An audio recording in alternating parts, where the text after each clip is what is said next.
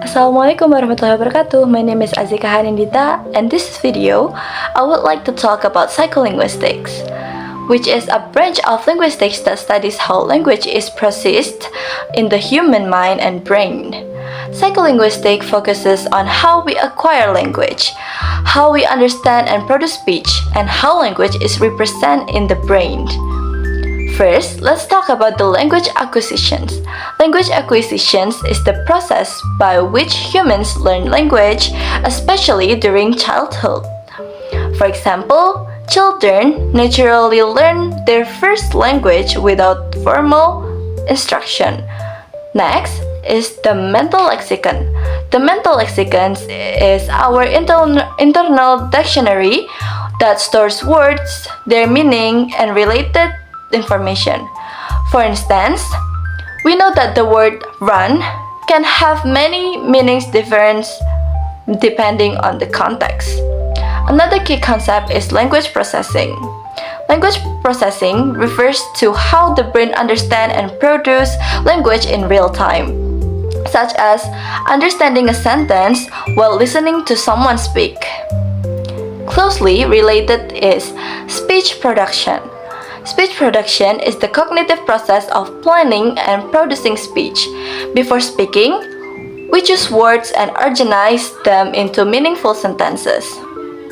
On the other hand, speech perception focuses on how listeners identify and interpret speech sounds. Even when people speak with different accents, we can still recognize the words they say.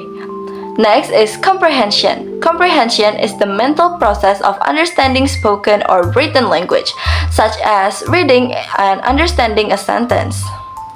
Related to this production, which refers to a mental process of forming spoken or written utterance, like saying a complete sentence. A very interesting phenomenon in psycholinguistics is the tip of the tongue state, or TOT. This happens when someone knows a word but temporarily cannot retrieve it, such as knowing a name but being unable to say it. Another example of language processing is a slip of the tongue. This is a speech error that reveals how language is organized in the mind. For example, saying leading leash instead of reading leash. Next, we have lexical access. Lexical access is the process of retrieving words from the mental lexicon, such as quickly producing the word apple when we see the fruit. Parsing is another important process. Parsing refers to how we analyze sentence structure during comprehension. Parsing, especially when resolving ambiguity, such as in sentence, the old man. This leads us to ambiguity resolution. Ambiguity resolution is how the brain selects the intended meaning among the multiple possibilities. For example, choosing the correct meanings of the word bank. Next is working memory. Working memory is short-term memory used during language processing, such as remembering the beginning of a sentence while listening to the rest. Psycholinguistics studies language and the brain. This focuses on the natural basis of language function, including areas like Broca's areas and Wernicke's area. Damage to these areas can cause aphasia, which is language impairment caused by brain damage. For example, someone may have difficulty producing speech after a stroke. Another important theory is the critical period hypothesis. This hypothesis suggests that language acquisition is biologically time-limited, which explains why adults often find it difficult to acquire a native-like accent. Psycholinguistics also examines bilingual processing.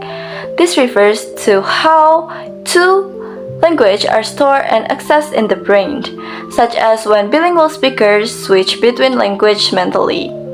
Next, words recognition involves identifying written or spoken words. For example, recognizing words while reading. Reaction time is a measurement used to study language processing speed. People usually respond faster to familiar or frequent words.